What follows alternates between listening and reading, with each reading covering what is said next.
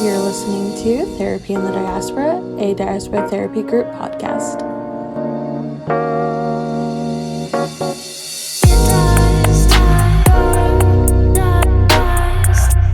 Everyone, welcome to another episode of Therapy in the Diaspora. My name is Annissa. I use she, they pronouns, and I am a current AMFT at Diaspora Therapy Group. And I am joined today by Lakshmi. Lakshmi, do you want to introduce yourself? Yeah. Hi, everyone. I'm Lakshmi. I'm also an associate therapist at Diaspora. And, I'm really glad to be part of this amazing team. I specialize in sex and trauma. And I think that's about it. All right, perfect. All right, so Lakshmi, today we're going to talk about self-care and what that means for people that are kind of either new to self-care or don't understand what it actually means, because I think it has been used in a way that has kind of been taken and then applied to capitalistic endeavors rather than actually caring for yourself. So what does self-care mean to you? I think, what you said, that's a really great jumping off point because, I've spent the last so many years unlearning capitalism, and being anti-capitalist is like a very big part of what I do, both in my personal and professional life. And I think every time I think about the word self-care, I see it being very intrinsically connected to just more labor and just more labor, more spending of money, more material pursuits. And that's sort of how it's amazing to see how capitalism has commoditized self-care as well. So for me personally, the definition or the meaning of self-care has evolved over the years. Like a couple of years back, if you asked me, self-care could probably mean, shopping. Like, not that shopping, I don't enjoy shopping today as well, but it would be very restricted to things that were instantly gratifying or made me feel a little better in the moment. And while I recognize that that is also extremely important, feeling better in the moment has its own place. Today, self-care to me means listening to my body and trying to give myself what I think my body needs in that moment. And it's been interesting to see how most of my self-care needs have fallen into the buckets of either rest, a lot of rest, whether that's sort of physical rest or mental rest, giving myself permission to do less. I think that has been like a very big form of self-care, and giving myself the permission to say no and to sort of protect my boundaries, protect my peace. That has been self-care. And also, like, honestly redefining my relationship with just work and productivity, I think has been the biggest form of self-care, where I've spent a lot of time and effort on not attaching my self-worth to how much I produce. And that in turn has, reaped so many rewards that I experience on a day-to-day basis. Sorry, that was a really long-winded answer. No, that was perfect. I was like, my head kept nodding because it was like, yep, to all of those things. I think too, my version of self-care has changed in similar ways. Here's like unlearning like that sense of like, oh, I need to because I didn't grow up with like a ton of money. I grew up very working class. Like I just didn't have access to a lot of stuff. And so self-care to me was like watching people go and get $500 massage weekends, like things like that, where it was very like, those are like great things to do for yourself. But I think it was just taught in a way that was like, this is how you care for yourself. And if you can't afford that, then you can't do it. And I think that my understanding, in very, very similar to your ways, is like allowing yourself to say no to things or allowing yourself to just have times in. And I know that when I work with clients who ask about like self-care, because I always teach that as a part of any sort of therapy work that I do, it's like, here's how you take care of yourself at home. Let's talk about what are the ways that you not only prioritize yourself, your needs, but how do you prioritize your joy as well? And so, yeah, I wonder if for you, how do you explain self-care to your clients? And like, is it similar to how you approach it right now? Yeah, definitely. I think there's the psychoeducation piece, right? When you're working with clients and sort of reframing words and concepts that they've heard a million times over, but kind of shedding a new light on it, and asking them like, hey, what do you think? Like, this is a new perspective on self-care. Like, what does it bring up in you, right? Hearing me say that. And it's interesting because many times the first reaction will be defensiveness, because I think people are protective of the things that they believe are self-caring in nature and that help them. And to further the conversation, some of the things that I ask my clients are, okay, like, let's simplify it, right? Like, let's move away from intellectual concepts and intellectual discussions around what self-care means, what's the definition of self-care, and let's move to asking you how your body receives this particular act of self care. So, some of the questions I ask my clients is, okay, do whatever you want to do, but maintain awareness of how are you feeling before, during, and after, right? What during that entire process of thinking, oh, I'm going to go do this activity, during that activity, and after the activity, what is it that you're noticing in your mind and body?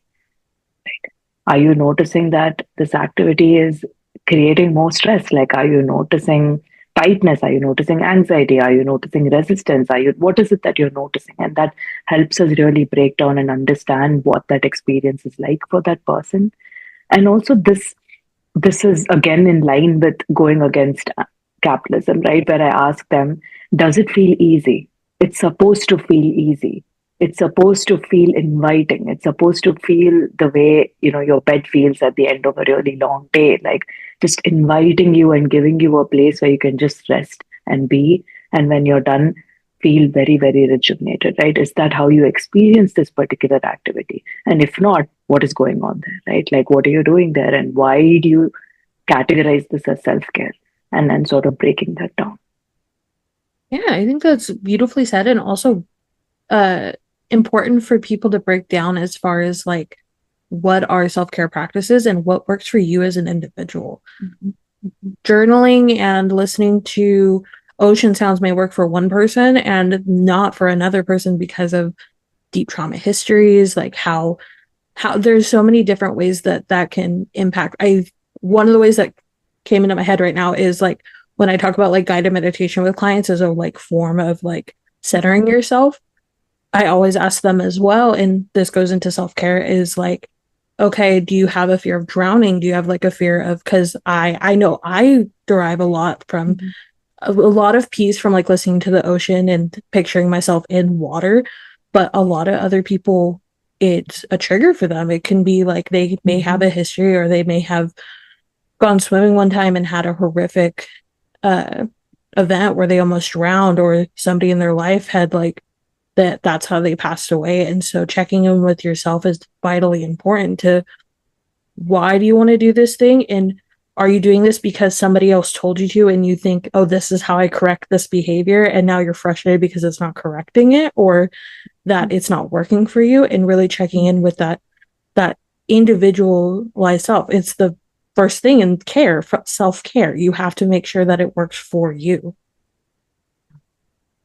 You bring up an amazing point, right? And I think that's something to think about and question, both for the therapist and the client, because I know that when we go to school and when we study all of these things, usually there's always like a bunch of like common techniques that are like handed down to us, saying that like, oh, like this is something that you can do for this is something that you can do for that. And I have done it myself, right? Where initially you try to apply these common techniques to all your clients in an effort to help them, without realizing or understanding how different the experience is for different people. So I sort of, and it helps because then the therapist explores that for themselves, and they are in touch intuitively with what works for them. Then they can start replicating that for their clients as well, right? So a very big part of what I do is, I'm also an intuitive therapist. So a lot of what I do is just guided by intuition, right? Just knowing and feeling if this is right for you, and that being good enough. And so a lot of what I do to figure out what would work for the client is both of us together mine their own lives, right? Because there will be data in their own lives that will show us what's working for them and what is good for them. And then the work becomes, unblocking those pieces, right? Like, why are you not allowing yourself to enjoy this thing that's already present in your life that gives you so much, right? What is going on there? Maybe it's an idea that self-care should involve work, self-care should involve money, self-care should involve any of these things. And maybe what you really enjoy doesn't involve any of those things. Maybe you're deeming it as being lazy and not being productive during the period of rest. And so then there's a secondary process of like, okay, like we've identified these things. What is getting in the way of you being able to, connect intimately with these things in your life and doing like layers of unpacking there. Yeah, I think it's really important to name that like activeness of like, are you viewing this as a lazy activity, and all the like negativity that surrounds the word laziness. As somebody who also has ADHD, like so much of my life was kind of like, oh, but you're being lazy, you're being this, like you need to, and then it leads to a whole other mess of troubles. And yeah, I similarly communicate with my clients, like breaking down that sense of like, what does it mean to be lazy, and why do you think that caring for yourself is laziness? Like, why? Who taught you that, and like where do you pick up that? And a lot of it is capitalistic mindset, the society that we live in. It's very like go productivity or you're useless, and it takes a lot of time to unlearn that trait and unlearn that sentiment, because it actually reminds me of one of my favorite quotes that I like to tell clients and that I use even in my own like therapy website, is the Audre Lorde quote. It says, and I'm looking at it on my phone right now, but caring for myself is not self-indulgence. It is self-preservation, and that is an act of political warfare. During this time, she had wrote that while she was caring for herself after her cancer diagnosis, and it was a part of her collection in her 1988 essay collection of A Burst of Light and Other Essays. And it was talking about how she had to realize that she had to care for herself and preserve herself, because the more that she was like letting not only her cancer diagnosis, like the way that it was deteriorating her body, her mind was also being deteriorated with the amount of pressure that she was putting on herself. And she's an activist. She wants to get out there. She would want to be on the field and be everything that she wants to be. But in that way, you let the systems of oppression win by draining yourself to the point where your work ends sooner than you want it to, because you cannot rely on your body to continue and take into that price. No, thank you so much for sharing that, right? Like it never stops being so powerful. It ties in so much to, and this is something that I see with clients day in and day out, right? Where just capitalism and everything that it has created, I think, has led people to thinking that their only purpose in life is to labor and produce constantly, right? That's all their point is. And it's so deeply entrenched that we get to points where I'm like, you're working too hard at therapy. Like, can you pause on the self-improvement? Right? Yeah. Just stop, right? Like, why just take a break, like relax, where they're unable to even enjoy. Like, let's say I had a client recently who's been working for months with respect to like stuff that's going on with in their community, with their family and stuff like that. And we had a moment of like, we had a session where there was just so many beautiful things that was happening in their life, but it was so hard for them to focus on it and truly enjoy it, because their mind was already on, okay, what next thing about myself do I need to fix?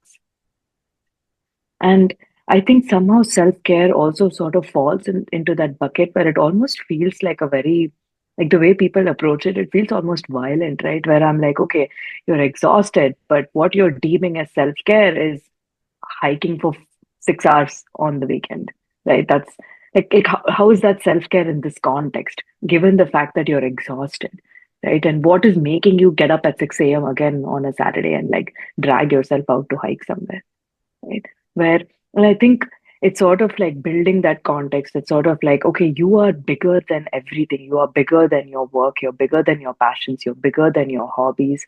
And you just existing itself is plenty, right? And building that mindset. And I think self-care, then you don't even need to do something separately. It's just a part of who you are, because you're always viewing yourself as the prime. It's like you view yourself as enough all day, every day, even if you haven't done anything, quote unquote, done anything.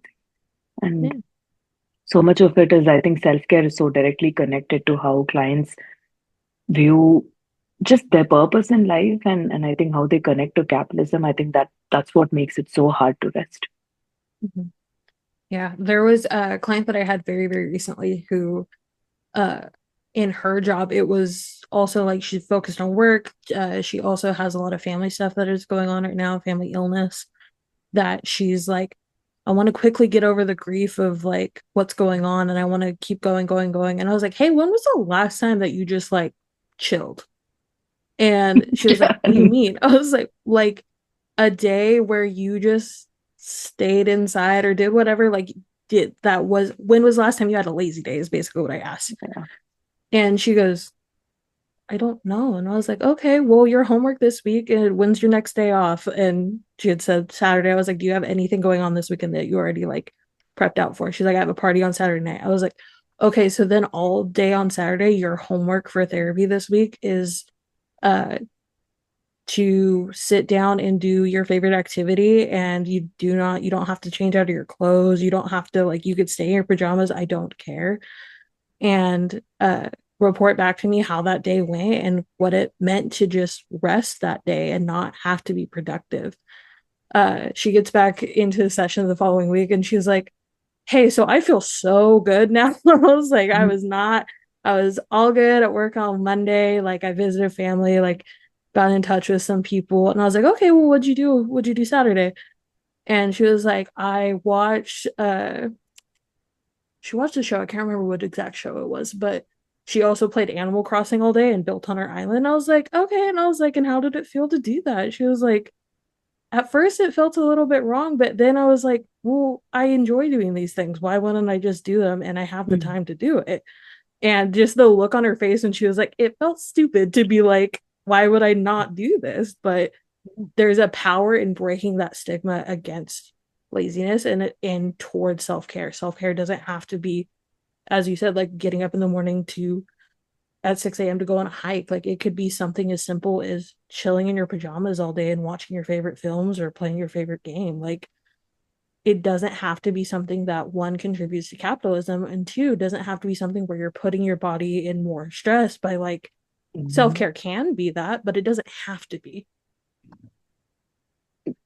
In fact, like this is something that I get into like an argument with my clients all the time, right? Because you're both pushing back where I will die on the hill of self-care should not feel like work.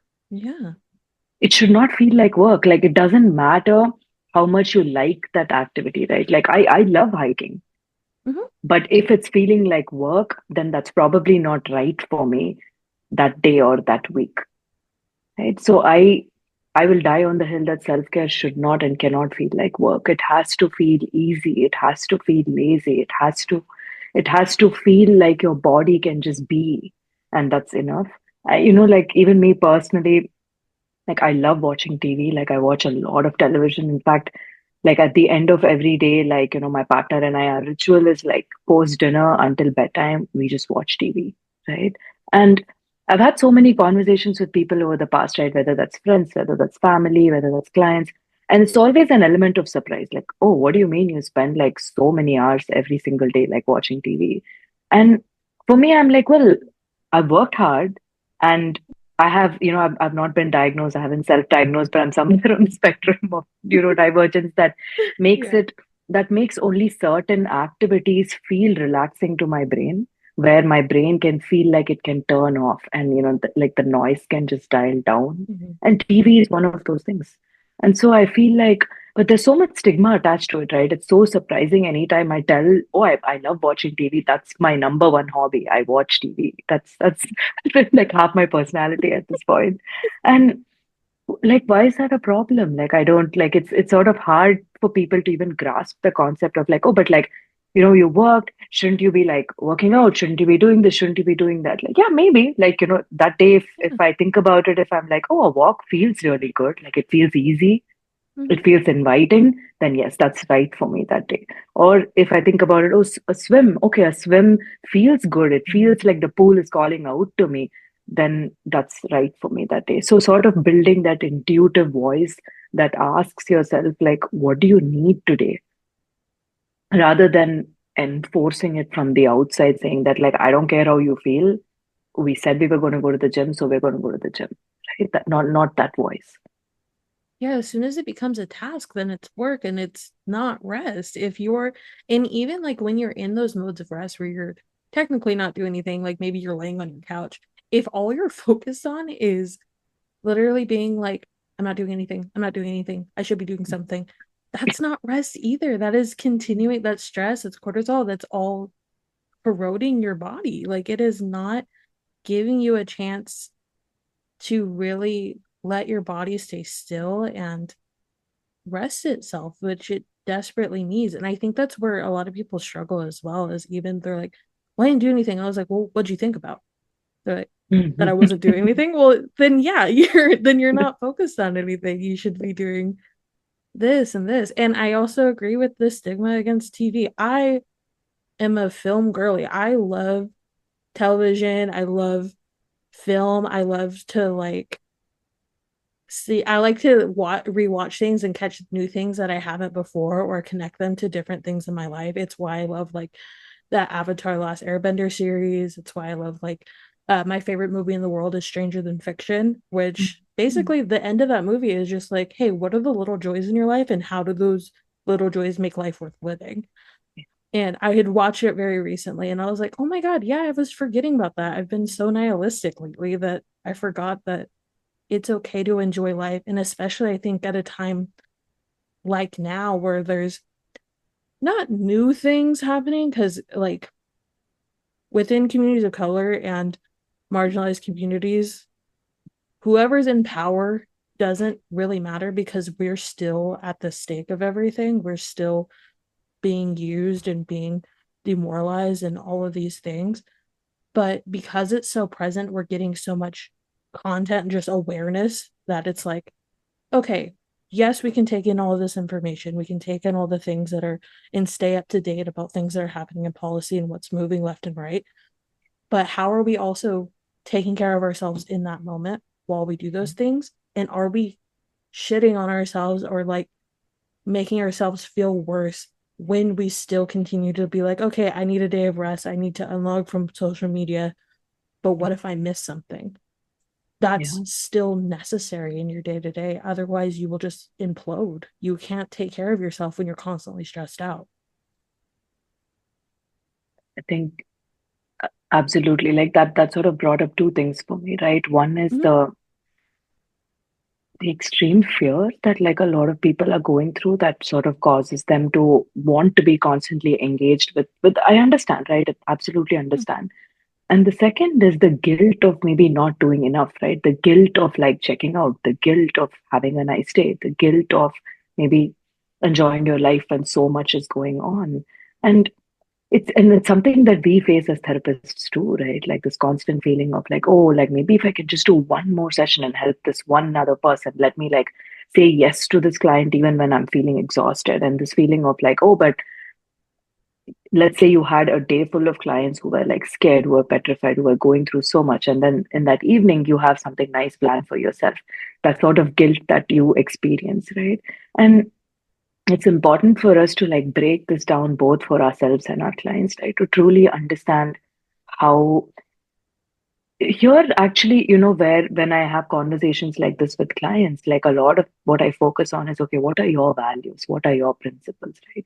And how can you model your life according to that in balance, in moderation, trying to where let me take a moment to make this clear where everyone has Yeah. different values and different principles based on which they live life, right? Like what I value and what I live based on may not be applicable to my clients.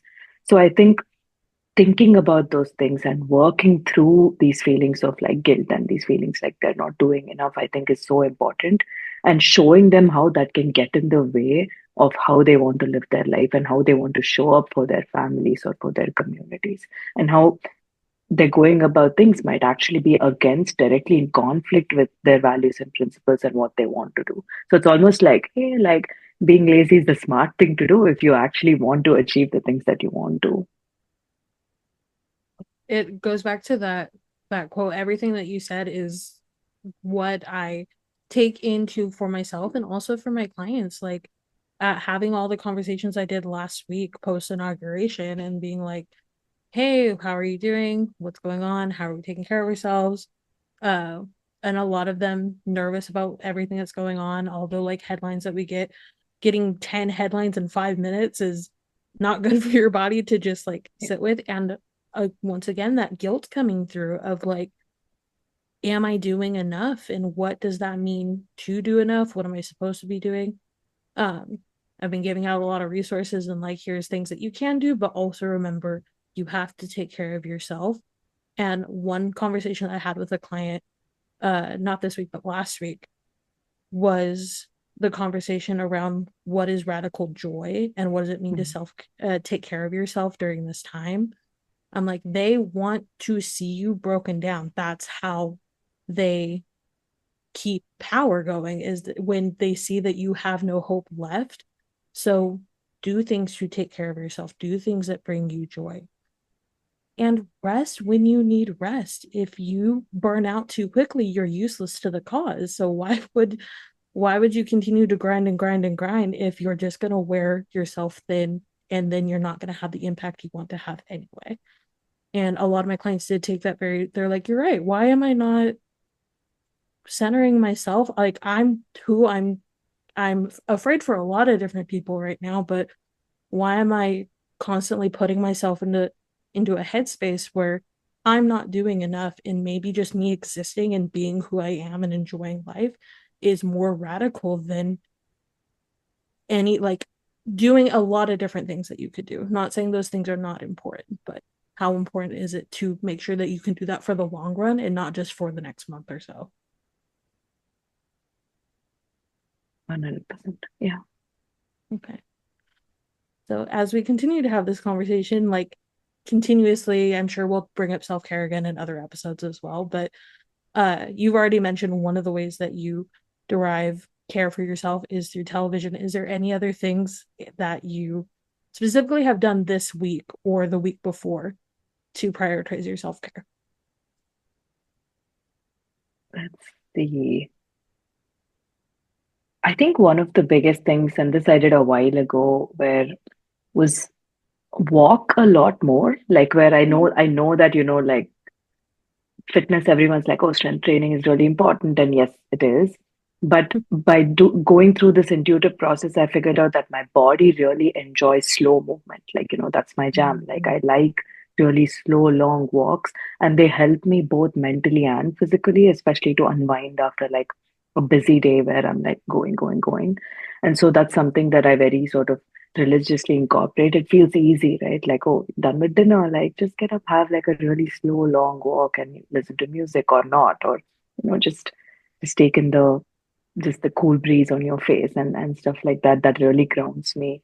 And my balcony is it's the way my balcony is situated. I get really nice sunlight for like most part of the day. So I always try to like, both before I start my day, or even if I have a break in between sessions, I just go sit in the sun for just like 15-20 minutes. And it's actually amazing what it does for your nervous system. I have not read up any research on this. It's just purely anecdotal. But I Yeah. can feel my body and my brain begin to slow down. It's like I take a deep breath, I let it go like an involuntary breath, and I'm just like my thoughts are slower, like everything is just slower. And all of this just from just sitting under the sun for like 15-20 minutes. So and yeah, I'm like I think these are a couple of things that I've sort of been doing like pretty regularly, and I try to make sure that on weekends I do not have anything planned in the morning, so that I allow my body to wake when she wants to wake, and not with an alarm, or not, so that I allow her at least like 2-3 times a week to get the full sort of range of rest that you want to And I can go on and on. Like I get massages every week. I make sure like I get massages every week. There's a place here that's very, very cost effective. Like it's like this small, tiny place, but they're great. And I make sure that every week or every bi-weekly I'm there getting like a massage. And what else? I feel like my whole life is divided into two things. I work and then I take rest. It's like Yeah. that's all I do with my time. I feel like Yeah. the number of hours that I rest or rejuvenate may be equal or more than the number of hours I work. And that's sort of how the Same. balance of my day looks like. And I think it's very intentional. And sometimes even that doesn't feel enough. I'm like, I need more. You're like, But I need a yeah. little bit more hours so I can rest. But I think that's important too, is that a part of uh centering self-care in your day is acknowledging like, hey, I need to make this a priority and I need to make this a part of my day. That's a part of work-life balance that I think a lot of people do struggle with. I know that when I was in grad school, I I worked at a job that was specifically in DEI on campus. So I Mhm. worked in a career center and I also worked for their office for multicultural learning. And a lot of it was teaching white people like, hey, this is how you not be racist and this is what pronouns are. And it was very, very dumb. And I felt good about what I was doing, but every day I was like, I'm exhausted of just telling people how to behave and not treat other people like shit. Uh, and I became so, and I put forth so much energy into it that I was like, I'm not sleeping, I'm not doing this. I'm also a full-time grad student. And Mm. there's so I remember talking with my bosses at one point and being like, because we would have weekly meetings, like weekly like, one-on-ones together. And I remember telling one of my bosses, I was like, hey, I need to only work 4 days a week. One, so I can actually do homework. And like the way my brain was like, homework is Sunday. And so I need a day during the week that is purely just for me to Yeah. do whatever I want that day. And usually I tried to break it up to where like I had because really like when you're in school you kind of just don't have that time to be like, oh yeah, my weekends are for me. Not necessarily, you may have a paper coming up. Yeah. But I remember being like, okay, either Wednesday or Thursday in the week, the way to I could break up my 3 or 4 days and have it purely be my day of rest. And whether that meant painting, crocheting, because I do also a lot of my self-care comes from creative aspects because I like things to do with my hands. I like to fidget a lot. I mean, even this sweater that I'm actually wearing right now was a self-care project. It was Oh my God, it looks incredible. thank you. I love It was it. yeah, it was a recreation of this Pedro Pascal outfit that he wore. Uh I think it was from The Mandalorian. It was some like Mhm. streaming thing. But in between my internship, I would go outside and I would sit in the sun. I would get my iced coffee and I would sit and do this for the hour in my day that I didn't have to do something. And it was comforting to just be in a space where I could relax. But that also meant talking to other people and being like, hey, not only am I going to center this for myself, I'm going to create that boundary and I'm going to adhere to that boundary. Sometimes people would be like, "Hey, can you still do this anyway?" And it was a very hard time of me to have my people pleasing tendency that I used to have. I still have it a little bit. I'm Yeah. not gonna lie, but being like, Mm. "Yeah, no," I'd be like, "Actually, no, I cannot. That is my time. I need it for me. Yeah. Otherwise, I'm gonna have a breakdown, and then you're gonna have to deal with that 3 weeks later." Yeah. So, like, yeah, having that communication not only with yourself, but being able to adhere to it despite other people asking you for other things. Yeah. Yeah. All right. Well, as we start to wrap up our conversation, is there any other things that you want to inform people of, any other self-care practices or anything that you want to tell our viewers? Yeah. I mean, honestly, listen to your body. And by listen, I mean actually pay attention. Even if the messages that you're receiving back are inconvenient, they make you less efficient, and all of this is in air quotes, eh, especially if the message is coming from your body are inconvenient and hard for you to hear. I think really, really listen to your body and acknowledge how you're feeling, acknowledge what's going on inside in your internal world, and honestly, even just ask yourself, like, what do I need right now? You will most likely know the answer. And I believe that's the first step to building a self-care routine for yourself, is to just build that connection with your mind and your body where you're able to inquire how they're doing and give them what they need in that moment. And if you find that there's a lot of things getting in the way, like there's a lot of other voices chiming in and just a lot of noise that stops you from being able to take care of yourself, then I guess come see us for therapy. Yeah. Perfect. Okay. Thank you so much, Lakshmi, for having this conversation with me. I Thank you, really, really enjoyed Anissa. talking to you. Me too. Um, is there anything else you want to plug? Like maybe your Instagram, which is kind of popping off, or anything like that? Yeah, it's because it's so new. I feel like I don't even remember it exists. But yeah, I mean, I very recently started an Instagram page. It's called Therapy with Lakshmi, Lakshmi, and I'm trying to be like, even here, I'm like, okay, how much do I post without burning myself out and trying to Mhm. find that balance?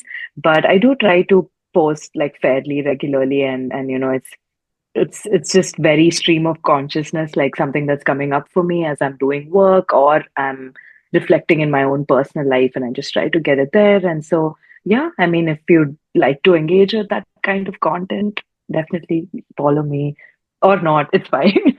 But but the Instagram, I think, is less important. But if you feel like stuff is getting in the way for you to just live, to rest, to enjoy your life, 100% comes here. It's not just me and Anissa. There's like loads of amazing folks at Diaspora, and like we all have very similar values and principles, and yeah, we're very happy to help.